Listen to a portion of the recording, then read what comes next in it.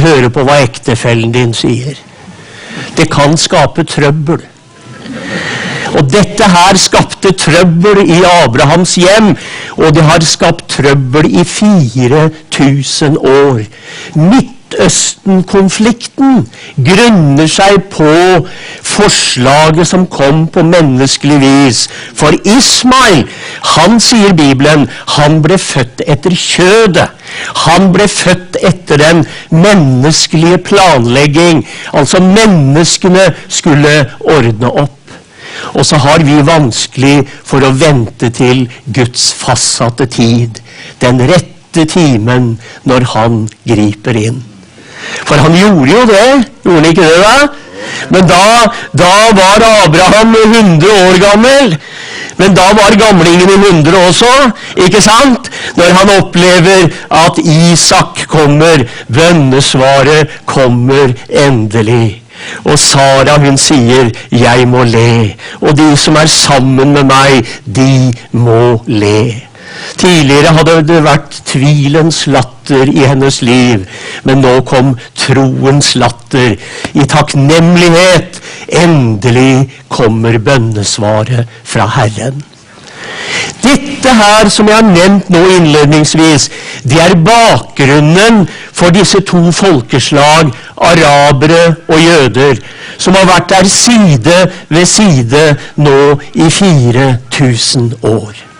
Det er andre folkeslag som er nevnt i første Mosebok, de finnes ikke lenger, men arabere og jøder finnes der fremdeles.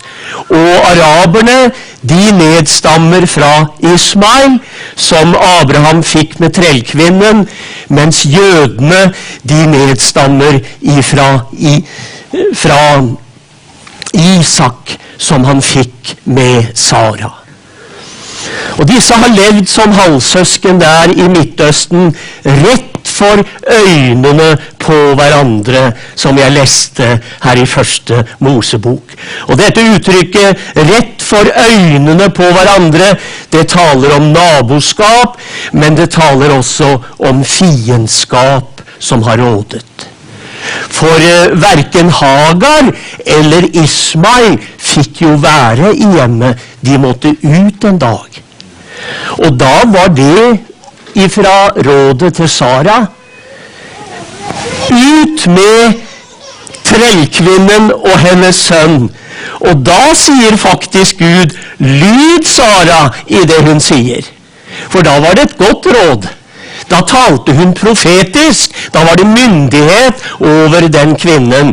Og Jesus han gjentar jo dette når han sier, trellen blir ikke i huset til evig tid. Det er sønnen som blir der til evig tid. Så om Ismael var 14 år eldre enn Isak, så var det Isak som var den utvalgte, som Herren ville opprette en evig pakt med. Og det er dette det stritter så imot hos mange mennesker. De liker ikke talen om utvelgelse.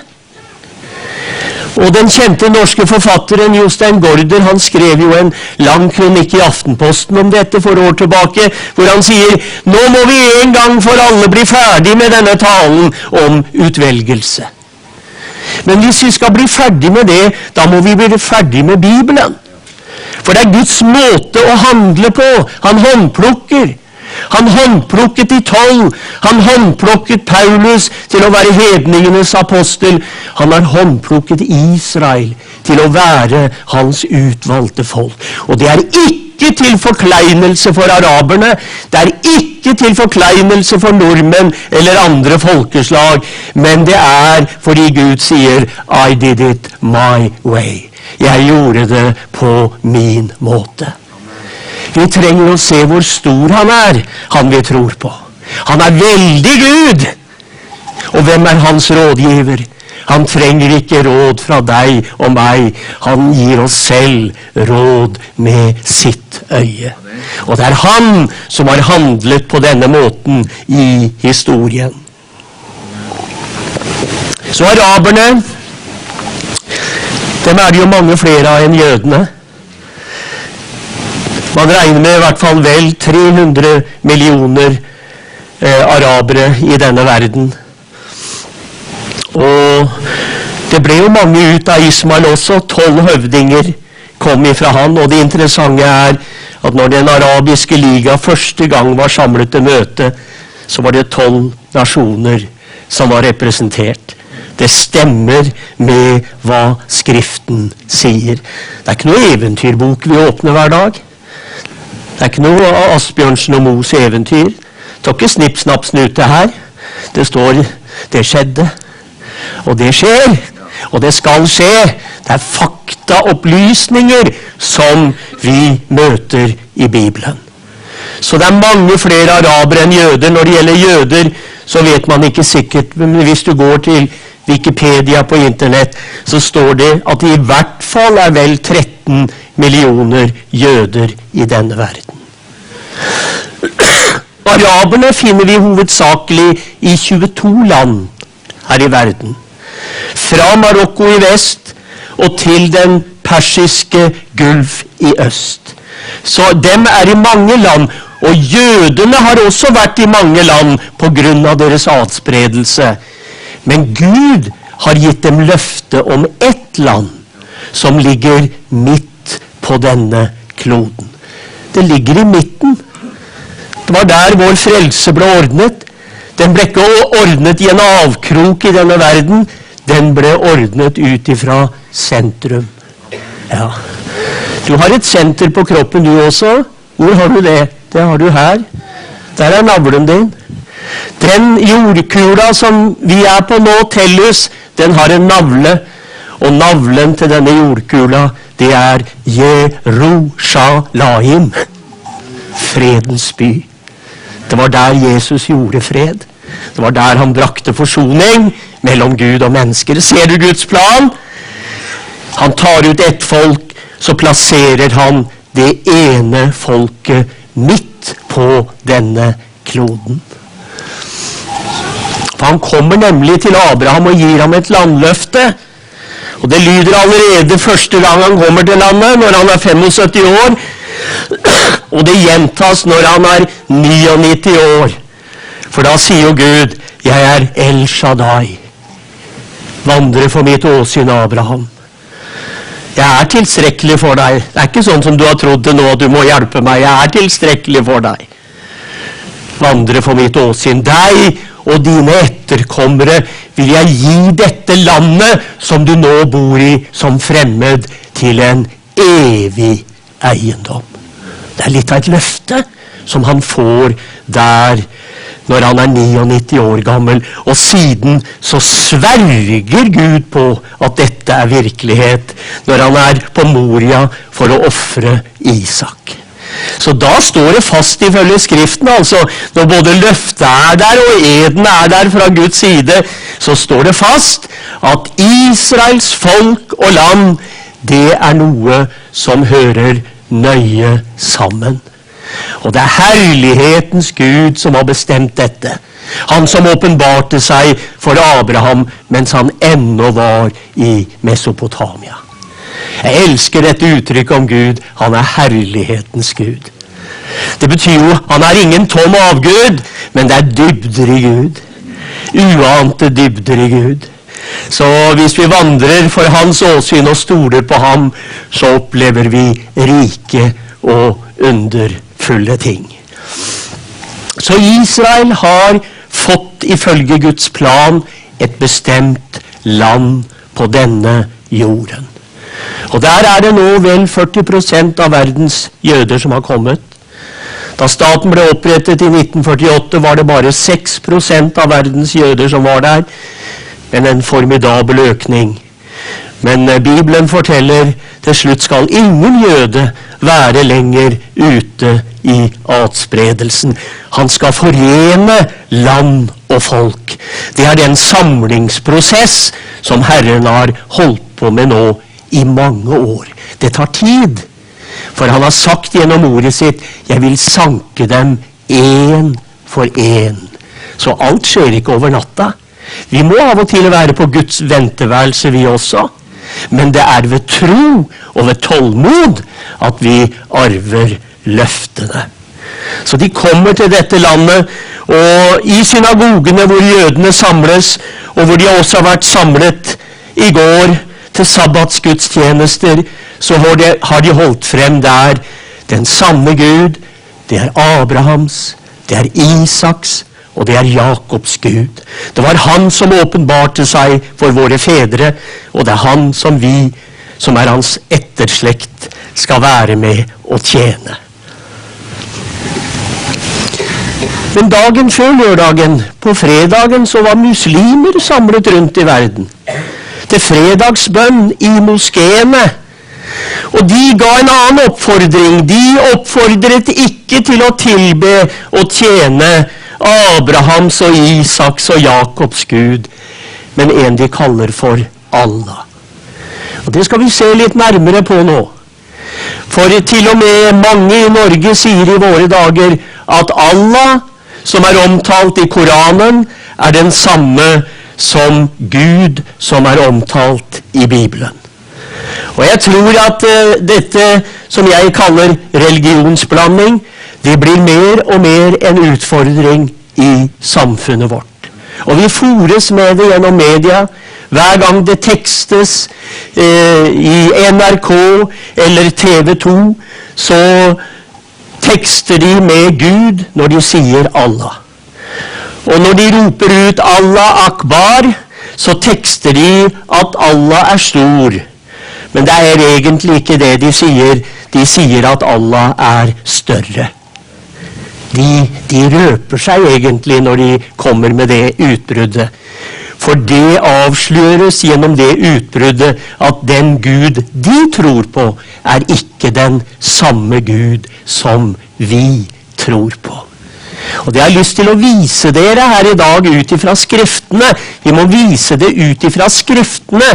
Det må ikke bli en følelsessak bare for oss, men det må være faktabasert. Og disse fakta finner vi i den hellige skrift. Du skjønner, når det gjelder araberne, så kom det noe innover dem, som var profetert om her. Det står jo at Herrens engel kom til Hagar ute i ødemarken og sa om sønnen hennes og etterkommerne hans igjen, han skal bli som et villesel av et menneske. Og et villesel, det er et sånt rastløst dyr som farer hit og dit ute i ødemarken. Og det er nettopp en sånn rastløs ånd som har inntatt majoriteten av araberne i denne verden. For de har underkastet seg religionen islam. Og der tilber de Allah. Det var det jo Muhammed som lærte dem. Han fødes 570 etter Kristus, ute i den arabiske ørken i Mekka. Og han blir tidlig foreldreløs, denne Muhammed, og han henfaller seg til religiøse grublerier. Og så finner han seg en grotte som heter Hira utenfor Mekka. Og der i grotta så får han sine angivelige åpenbaringer. Han sier at engelen Gabriel kommer til ham og forteller ham om hva han skal skrive ned. Det var på den måten denne religionen oppstod. Den oppstod i et strøk hvor de hadde én Gud for hver dag i året. De hadde 365 guder der ute i ørkenen. Og en av disse gudene var måneguden Allah. Og etter at Muhammed var på en fest, så vraker han 364 av dem, og så er det en som gjenstår, og så sier han, det er ham vi skal tilbe. Og fra den tiden av så har man uttrykket, det er ingen annen Gud enn Allah. Men den Gud, den er ikke Bibelens Gud. For den Gud jeg møter i Bibelen, han er en far. Viste ikke Jesus oss det tydelig? Han kalte ham Faderen. Faderen har sendt meg, sa han. Og allerede i Det gamle testamentet så understrekes det at Gud, han som troner i det høye og det hellige, han er far. Det står i Jesaja 64, Herre, du er vår far, og vi er leire som du former i din hånd. Derfor kan vi rope til Gud i dag, Abba, far, dette tillitsfulle. Tenk, vi kan si du til Gud her i dag. Det sa vi i lovsangen til å begynne med, vi sa du mange ganger til Gud. Jeg har en festlig opplevelse av det. Jeg ser det er folk her som jeg kjenner fra Porsgrunn fra mange år siden. Og der i Porsgrunn besøkte jeg en eldre søster, hun var noen og 90 år. Og hun var så høytidelig når jeg kom på besøk, så hun sa alltid de til meg. Og jeg ble trøtt av det at hun sa de til meg, for dette er mange år siden da. Så sier jeg til henne, når du ber Fader vår, sier du da Fader vår de som er i himmelen, sa jeg. Nei, jeg sier Fader vår du som er i himmelen. Ja, kan du si du til Gud? Da kan du si du til meg også, sa jeg. Men tror du at det gikk inn da? Det var de neste gangen, det. Det var de neste gangen, ja. Ja da. Men tenk, en sånn tillit har vi til Gud ved Kristus, at vi kan si du til ham. Abba, far. Vi slipper å krype innenfor Gud. Vi kan gå oppreiste innenfor Gud. Vi kommer ikke innenfor han i dag som treller, men som barn som har fått oppreisning i Kristus. Så han er far. Og så har denne far en sønn. Men det nekter muslimene på det sterkeste. For de er opplært i dette. Allah har ingen sønn. Allah har ingen sønn. Allah har ingen sønn. Og det står 3 ganger på denne klippedomen som ligger på tempelhøyden i Jerusalem. Den som du har sett mange ganger på TV-skjermen med gullkuppel. Der står det 3 ganger på arabisk. Men da kan det ikke være samme Gud som du og jeg tror på. For allerede i det gamle testamentet åpenbares det at Gud har en sønn. Det står i ordspråksboken, hvem er det som har gjort jordens grense? Hva er hans navn? Og hva er hans sønns navn? Det er sann jødedom, det. Man tror på Guds sønn. Og derfor står det jo i Salme 2, du er min sønn, jeg har født deg i dag. Og i den samme salmen så står det, kyss sønnen, står det. Har du gjort det noen gang? Har du kysset sønnen? Hva betyr det? Det står gjerne en stjerne under det bibelordet, så står det hyll. Du hyller Jesus, kongenes konge. Da kysser du sønnen. Vi tror at Gud har en sønn. Og vi tror at det er kjernen i evangeliet. Han som ikke sparte sin egen sønn, men ga ham for oss alle. Det er dette de nekter i islam. Og det forteller meg, det er en annen ånd i den religionen. Det er faktisk antikristens ånd som Bibelen taler om. For nekter du sønnen, da nekter du faderen som sendte sønnen. Men bekjenner du sønnen, da bekjenner du faderen som har sendt ham. Så vi er inne på noe helt fundamentalt. Og dette burde mange våkne opp for i dag. Men vi lever i en underlig tid, venner. Det er et moteord i tiden som heter toleranse.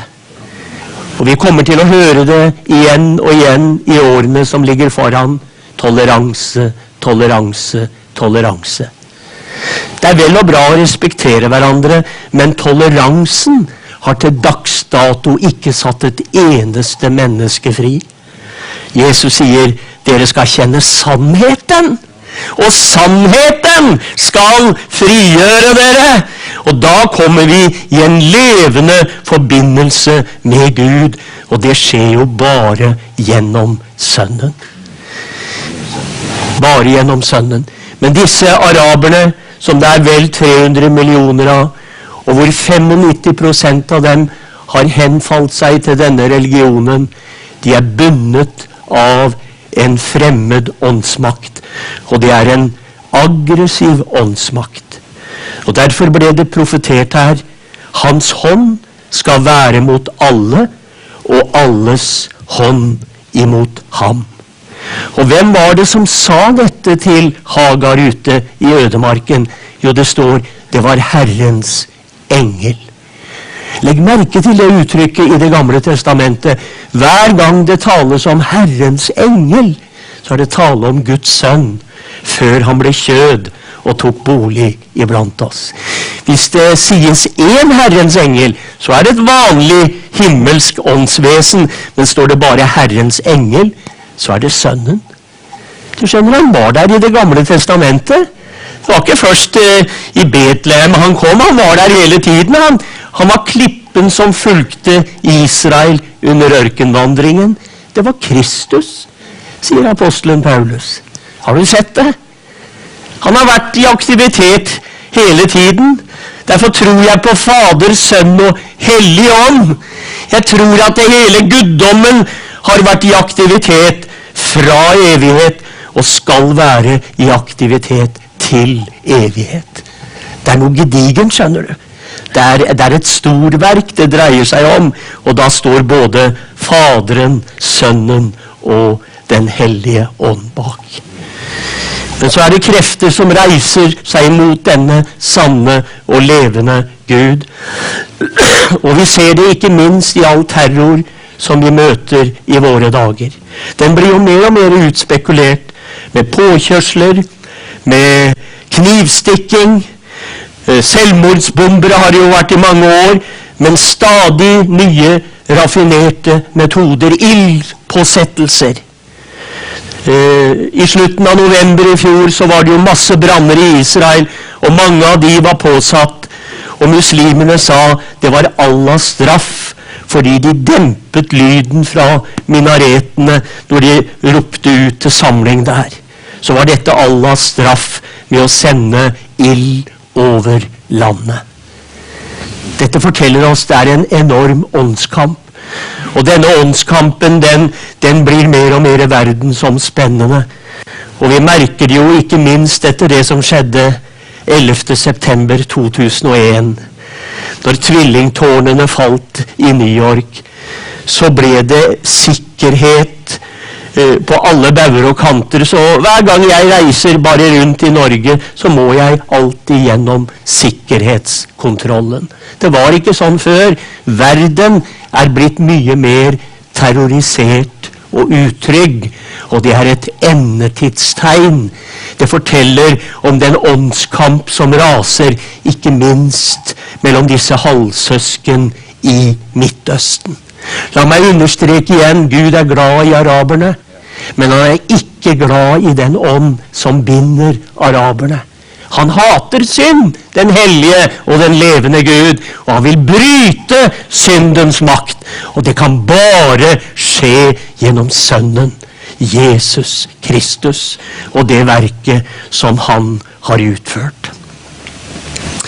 Sist høst var jeg med en gruppe i Israel. Vi var like ved Gaza og så disse stedene hvor de bygde tunneler for å komme inn i Israel. De hadde holdt på i lang tid. De hadde tenkt å slå til ved løvhyttefesten. Men heldigvis ble dette oppdaget, og mye ble reddet på denne måten. Men det er bare et eksempel på at den gamle boken går i oppfyllelse igjen og igjen. Og jeg tenker da spesielt på Salme 83, som er en aktuell profetisk salme for denne tid som vi lever i, skrevet av Asaf. Asaf, han levde for 3000 år siden. Han var sang- og musikkleder, men han var mer enn poet. Han var profet. Han hadde et budskap å bringe, ikke bare om samtiden, men om endetiden. Og så sier han at de har rådslagninger, og med svik så legger de sine planer. Kom, la oss utrydde dem, så ingen lenger nevner Israels navn. Når jeg leser denne salmen 83, så er det som å sitte ved forhandlingsbordet til den arabiske liga. Den vil ha dem vekk fra kartet. Den vil ha dem kastet på Middelhavet. Det er det som er mye av grunnholdningen blant araberne. Vekk med Israel. For de tenker veldig territorialt, disse muslimene. De tenker at dette er Allahs område. Så når det nå er en annen stat der som ikke tilber Allah, men tilber en annen Gud, så må dette vekk. De sier det rett ut, det er en kreftsvulst som må fjernes. Derfor er det denne veldige åndskampen. Og den bunner seg altså i dette som muslimene har fått åpenbart i Koranen, som Gabriel kommer med der i grotten til Muhammed. Vi kan si at islam er preget av erstatningsteologi. Du har sikkert hørt det uttrykket, vi bruker det gjerne hvis man har det synet at menigheten har tatt over alle løftene til Israel. Det tror ikke vi i Ordet og Israel. Og jeg håper ikke du tror det heller. Jeg tror at du tror at løftene holder, og at Gud mente det han sa, når han lovte Israel saker og ting. Men vi kan si islam, de er renspikka erstatningsteologi i ordets rette forstand. For de sier at Koranen, det er den endelige åpenbaring som Allah er kommet med. Og det som kommer til slutt, det veier tyngre enn det som har kommet før. De forklarer det på denne måten. Jødene fikk det gamle testamentet, men de neglisjerte budskapet der. Vi kristne fikk det nye testamentet, men neglisjerte det budskapet. Derfor måtte Allah komme med den endelige åpenbaring. Og så sier de faktisk at Muhammed, som er deres store profet, han er omtalt allerede i det gamle testamentet, sier de. Det er han Moses taler om når han sier en profet like som meg skal Herren oppreise blant deres brødre, og på han skal dere høre. De som er her i dag, vi vet noe bedre. Da profeterte ikke Moses om Muhammed, men om Jesus. Ja. For Moses var jo til stede på det hellige berg, var han ikke det da? Sammen med Elias. Og Jesus var der også, men så forsvinner Moses og Elias, og til slutt så er Jesus alene tilbake, og så sier stemmen fra himmelen, dette er min sønn den elskede, i hvem jeg har velbehag. Hør ham. Her har vi oppfyllelsen av 5. Mosebok 18:15. Ja, det er Jesus.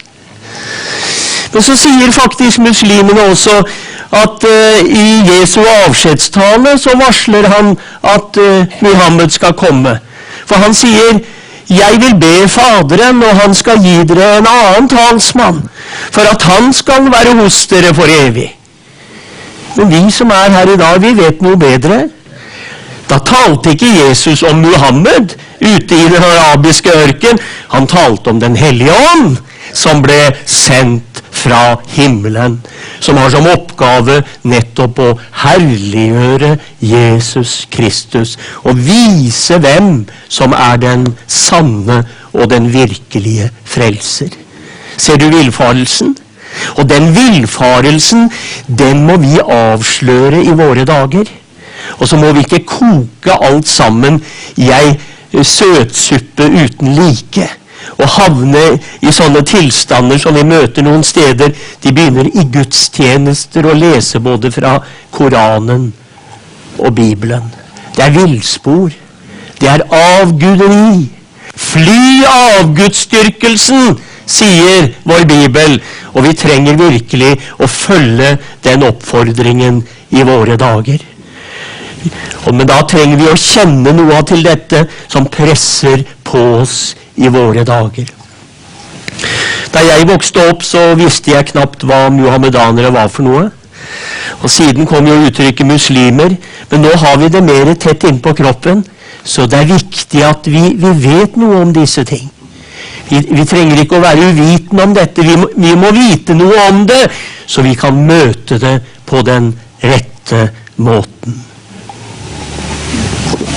Islam bygger på 5 søyler.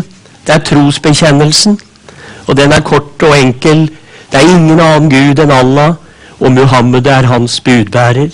Så er det bønnen, 5 rituelle bønner daglig vendt imot Mekka. Så er det fasten, fastemåneden Ramadan en gang i året. Så er det pilgrimsreisen, gjerne en gang i livet, i hvert fall til Mekka. Og så er det almissen, 2,5% av formueinntekten. Det er de 5 søylene som de bygger sin religion på. Og de understreker dette må gjøres for å behage Allah. Vi har et mye bedre budskap, venner. Ja. Det som skulle gjøres, det er gjort. Ja. Vi har et nådebudskap å gå med. Av nåde er dere frelst ved tro, og det er ikke av dere selv. Det er Guds gave, ikke av gjerninger, for at ikke noen skal rose seg. Det er et sånt budskap. Det er med å sette folk i frihet. Og det er fint å se at det er mennesker fra oss arabiske land som kommer til Norge i dag, som settes fri ved å høre om nåden i Kristus. For Guds nåde, venner, den er åpenbart til frelse for alle mennesker gjennom Jesus Kristus.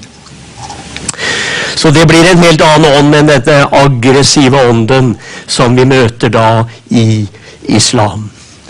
Denne aggressiviteten, den er jo også innad i islam, mellom de 2 hovedretningene sunnimuslimer og shia-muslimer.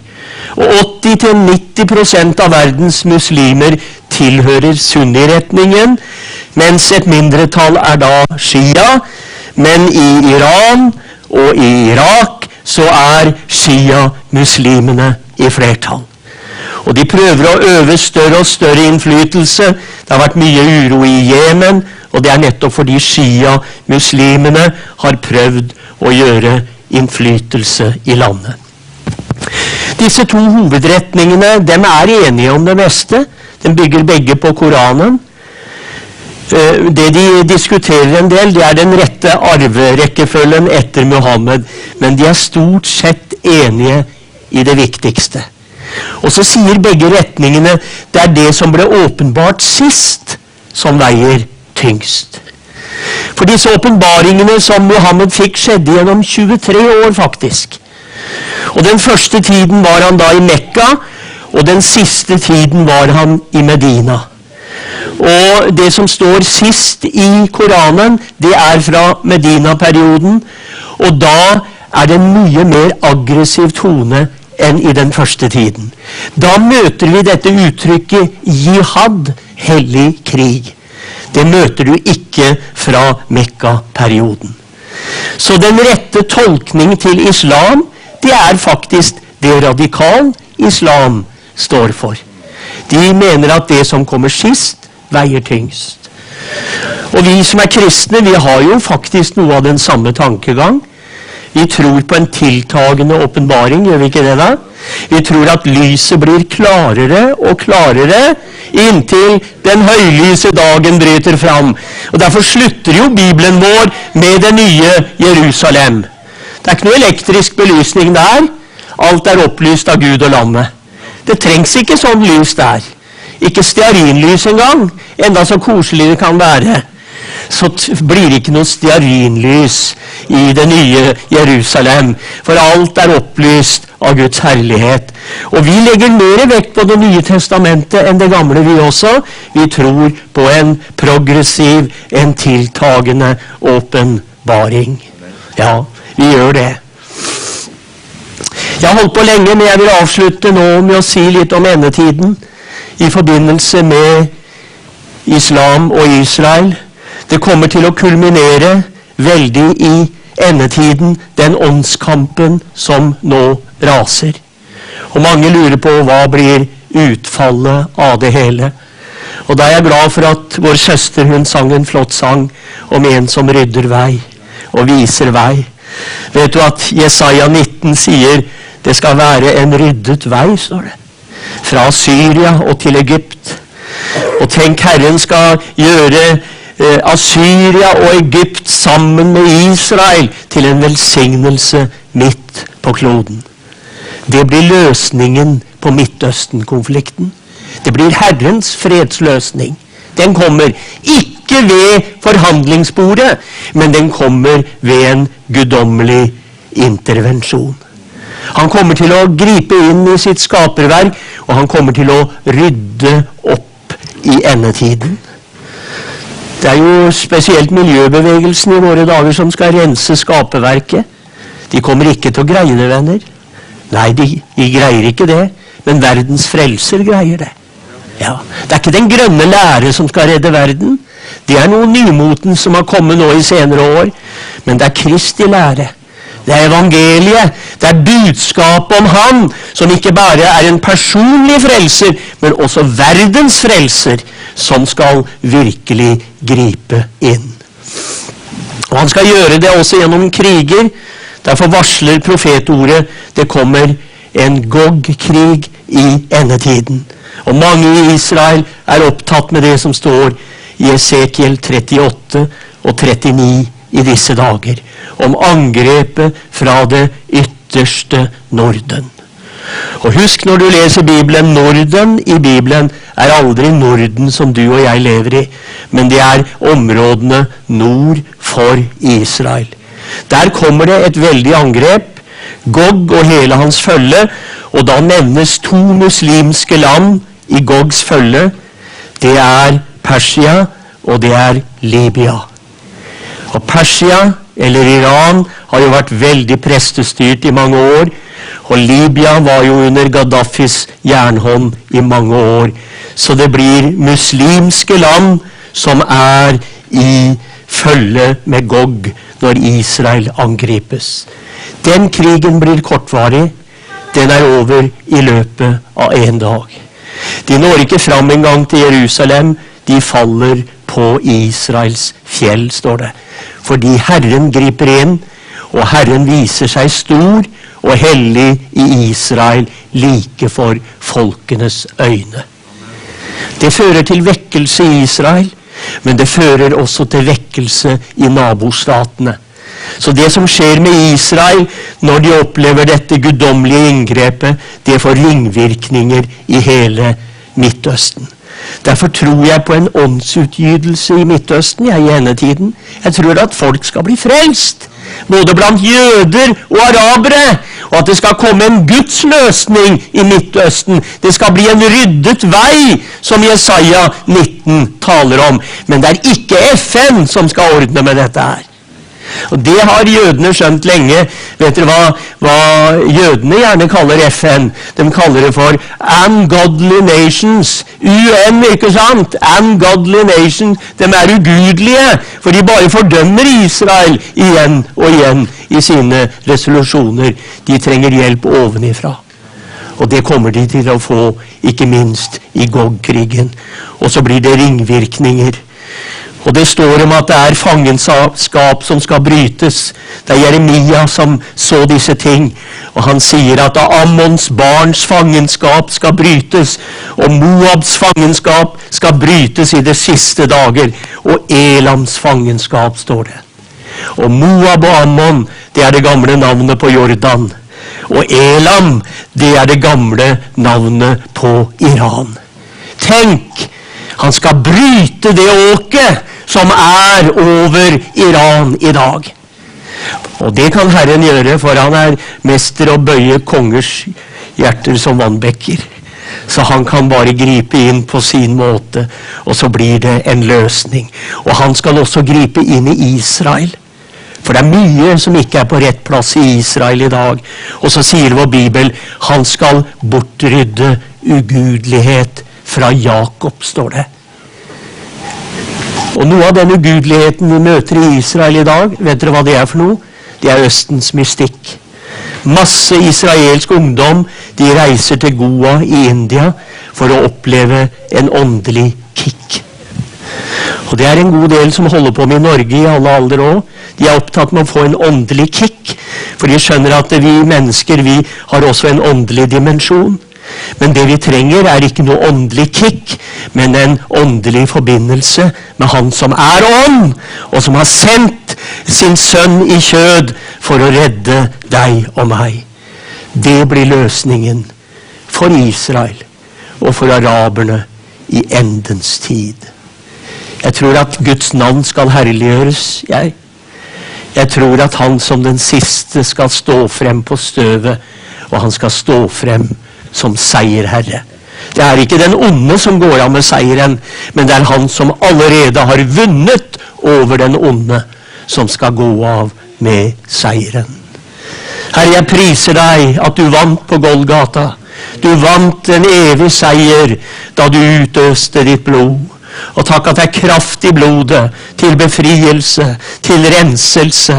Jeg priser deg at hos deg er det mye forløsning, og takk at du skal vise det på en mektig måte i kommende dager. Amen.